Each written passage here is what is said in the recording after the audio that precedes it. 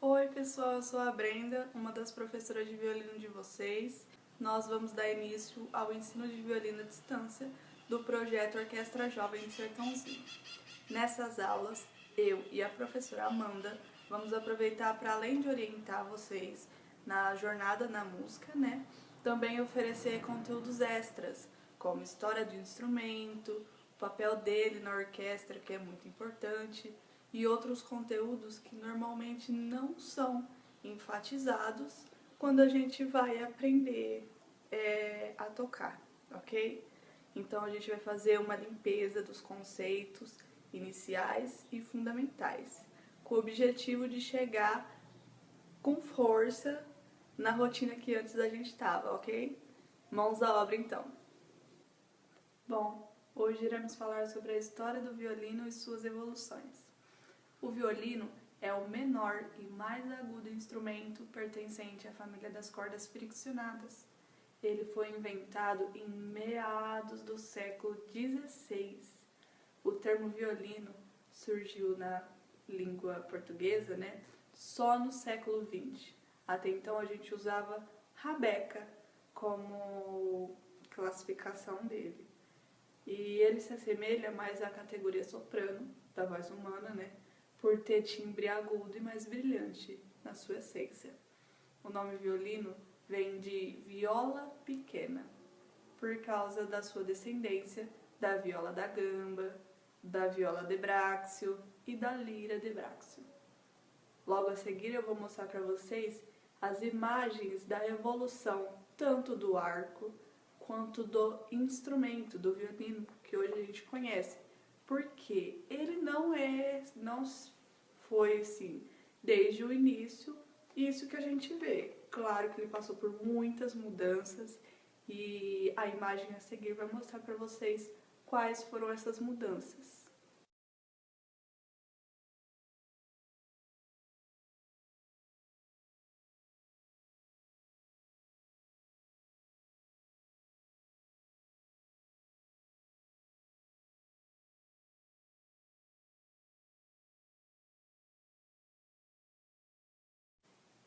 Olha pessoal, vale ressaltar que essas mudanças começaram a ocorrer depois de 1000 anos se mantendo inalterado a sua formação.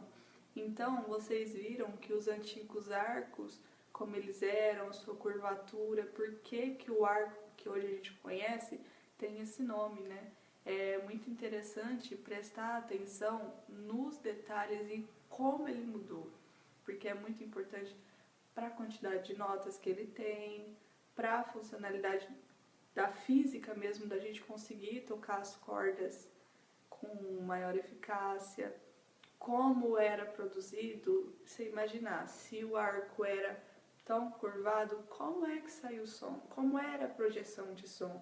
Porque, como a gente conhece, o arco barroco, que ele é um pouco mais curvado tanto na ponta aqui como o modo que a gente segura, ele tem realmente uma projeção de som diferente do que o arco que a gente tem hoje. Então, todas essas mudanças foram fundamentais para hoje a gente conseguir ouvir o que a gente ouve e poder tocar o que a gente toca, ok? Então, agora a gente vai conhecer o porquê, a funcionalidade que tem, esses ricos detalhes que foram acrescentados ao passar da história para conseguir chegar ao nosso objetivo, que é falar da sua função na orquestra. Olá, meu nome é Amanda, eu tenho 21 anos, estou cursando o 4º ano de licenciatura em música pelo Departamento de Música da USP de Ribeirão Preto e sou uma das violinistas da Orquestra Jovem de Sertãozinho. Infelizmente, por conta da pandemia, nós tivemos que abordar um novo sistema de aprendizagem, onde as nossas aulas se tornarão remotas. E assim a gente vai ainda continuar evoluindo e aprendendo cada vez mais. Hoje, na nossa primeira aula, dia 4 de agosto de 2020, eu vou falar um pouquinho sobre a atuação do violino numa orquestra. A atuação do violino vai começar lá no ano de 1600, início do período barroco.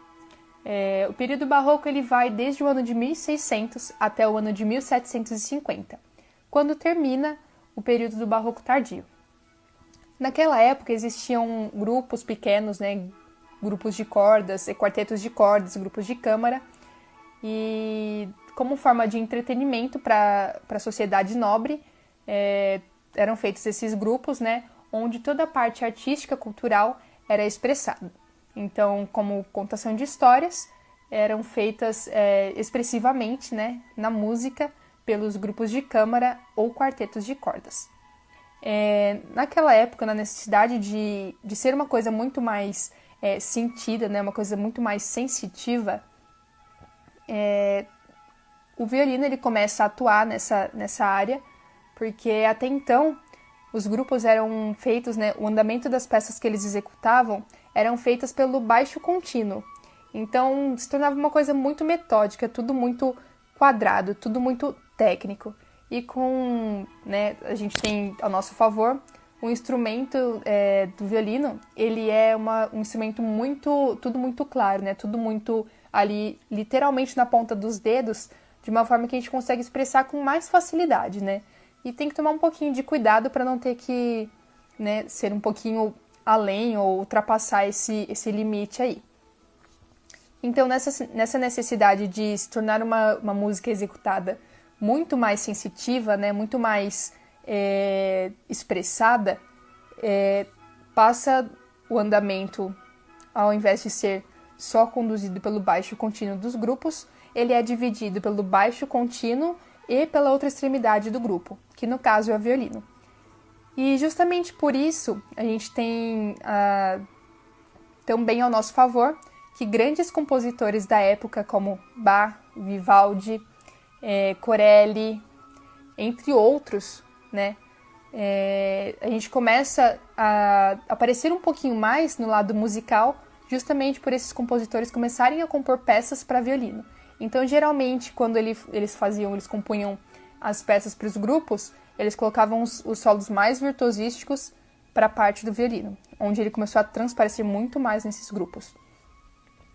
Com isso, muitos músicos, né, muitos violinistas começaram a aparecer, a surgir. Então, foi uma forma de começar a diferenciar quem chefiava esses naipes. E aí, no nosso caso, a gente entra aí a parte do Spala.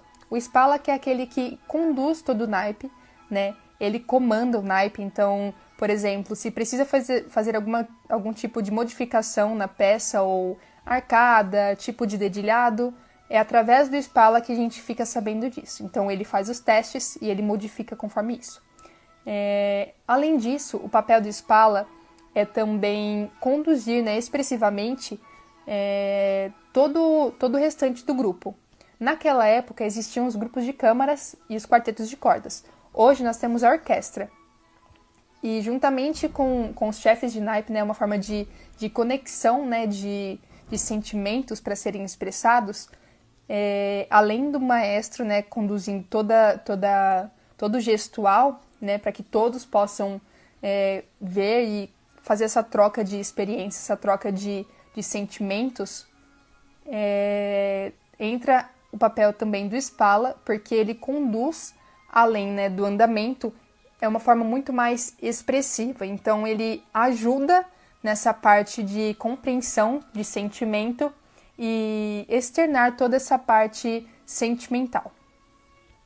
E, juntamente com isso, né, só uma observação, na ausência do maestro, quem conduz toda a orquestra, quem conduz ensaio, quem conduz todo o andamento, então acaba sendo o próprio Spala.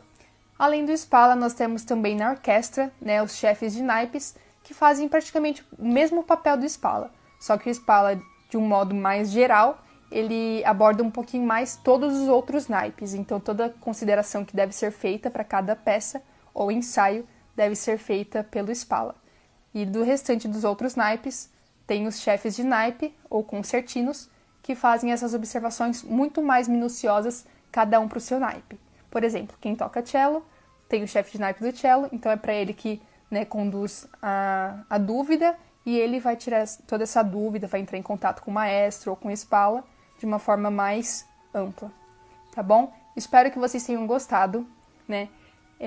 Tô com saudade de fazer música, e é uma coisa que faz parte da nossa vivência, né? Infelizmente, nós temos que abordar desse jeito, não pode ser pessoalmente, mas espero que estejam todos bem. E nas nossas restantes aulas, né, digamos assim, a gente vai trazer um pouquinho mais de conteúdo. Espero que vocês realmente tenham gostado. E qualquer dúvida, eu deixo aqui esse espaço agora para que vocês possam perguntar. Espero realmente ter sido clara, tá?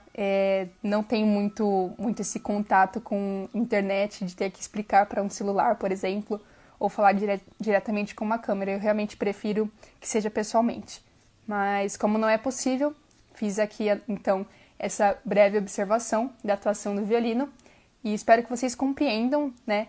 E comecem realmente, a partir de agora, né, nas nossas próximas execuções e contação de histórias através da música, através da arte, eu espero que realmente nós possamos pensar, né, que nosso intelecto possa entrar em contato com o nosso coração e dessa forma, então, externar todo esse sentimento, toda essa emoção.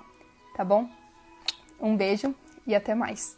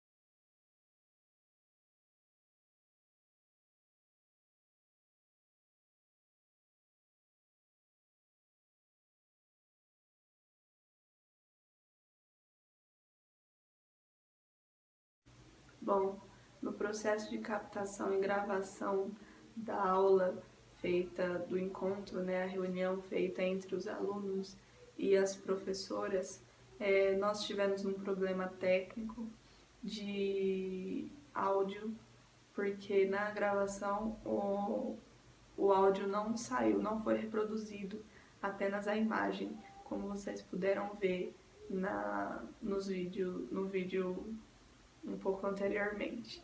Então, já que isso aconteceu, eu vim aqui para explicar para vocês como funcionou essa reunião, esse encontro, a fim de esclarecer e suprir, né, as dúvidas de como vai ser trabalhado esse método no período da EAD. Então, primeiramente, o método que foi esclarecido, inclusive carecido, né, por alunos, que uma metodologia seria essencial para poder ser aplicada, né? Então, resolvemos, com a direção, aplicar o método da CAPO. Então, ficou estabelecido que esse método seguiria como padrão e como base no ensino à distância. Feito isso, houve um bate-papo mesmo para saber como os alunos se sentiam nesse período de distanciamento, em estudar sozinho. O problema em reconhecer erros, reconhecer defeitos e ouvir sem a assistência de um orientador e conseguir manusear e levar a procedência, né, do instrumento sem o auxílio de um guia, né? Porque psicologicamente o ser humano consegue captar, mesmo que saiba, né, de quais são suas obrigações, como executante, como violinista, né, no caso, nós não conseguimos reconhecer todos os erros tal como a terceira pessoa conhece.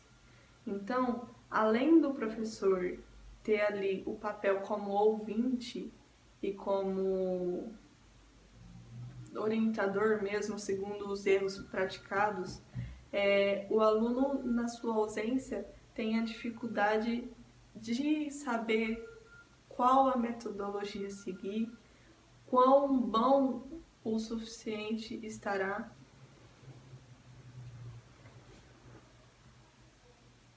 qual a metodologia seguir, o quão bom o suficiente a peça está para prosseguir. Então, a fim de sanar essa dificuldade, o projeto veio com a iniciativa de esclarecer, pelo menos em um período mais restrito, né, devido a ser uma EAD, a orientar com 2 professores, eu e a Amanda Tonak, orientar os alunos para que eles pudessem, então, seguir uma metodologia, seguir uma sequência e serem avaliados em suas execuções violinísticas. Então, assim, o auxílio do professor é essencial, seja ele presencial ou seja ele à distância. Já que no presencial estamos sofrendo assim por problemas sociais, problemas epidêmicos, problemas pandêmicos, o que acontece que a próxima ferramenta seria virtual, seria à distância. Já que o pessoal, contato, não é viável no momento, né? Eles se contentaram, não só se contentaram, mas ficaram intrigados com o ensino à distância, até porque passaram também, né, por um período difícil, socialmente também, psicologicamente. A arte e a cultura agregam imensamente nesse sentido, devido a essa assistência mesmo, esse amparo na execução das peças, do violino, seja música de orquestra, tocar, essencialmente. Então, ao saberem que além do contato com o professor, poderem sanar suas dúvidas, poderem ser assistidos, ouvidos por alguém que os auxilie, além de tudo isso, seriam entregues materiais extras que normalmente não são enfatizados quando estamos em aulas práticas. Mas por que não são enfatizados? Na verdade, a questão é que a importância sempre permaneceu e sempre foi dada, só que o intuito é tocar bem, certo? Então, história da música e outros fatores importantíssimos acabam que são dados como menor prioridade para o aluno conseguir tocar com excelência. Então, para conseguir suprir isso e acrescentar, que é o papel da nossa EAD aqui no momento, acrescentar como intérprete e como executante na música. Não só conhecedor de teoria e prática, mas também de todos os fatores que agregam para a melhor execução possível do violino. Então, nós consertaremos passo a passo, seguindo o método da Capo, a metodologia escolhida, todos os passos desde o início para poder apurar e filtrar quais são as dificuldades do coletivo e do individual. Como será feito isso? Com dúvidas gerais e também com a aplicação de masterclass sugerido pela nossa professora Amanda, e que por ser uma aplicação nova, os alunos se interessaram a fim de descobrir exatamente como funciona esse método de aula e como vai ser aplicado, já que é tudo tão novo,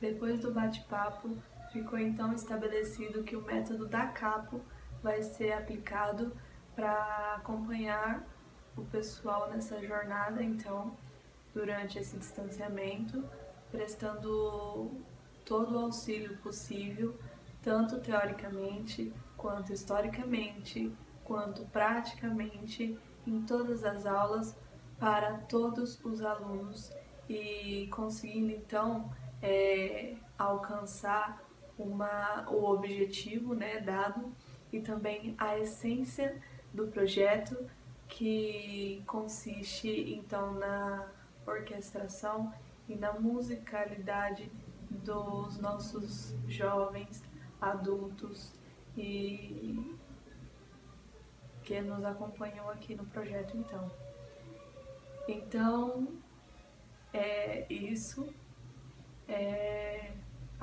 Todas as questões assim elaboradas que foram captadas em encontro na reunião foram aqui esclarecidas. Não houve assim a priori a execução de atividades propriamente no violino, justamente para esclarecer tudo que tem que ser trabalhado e tudo que tem que ser feito nesse período de distanciamento. Então, fico à disposição com todo o acesso possível, tanto nas redes quanto particularmente, Eu e a Amanda estamos totalmente dispostas a atender as necessidades musicais e sociais de todos os integrantes e colaboradores do projeto. Então, meus agradecimentos ficam aqui e por hoje é só.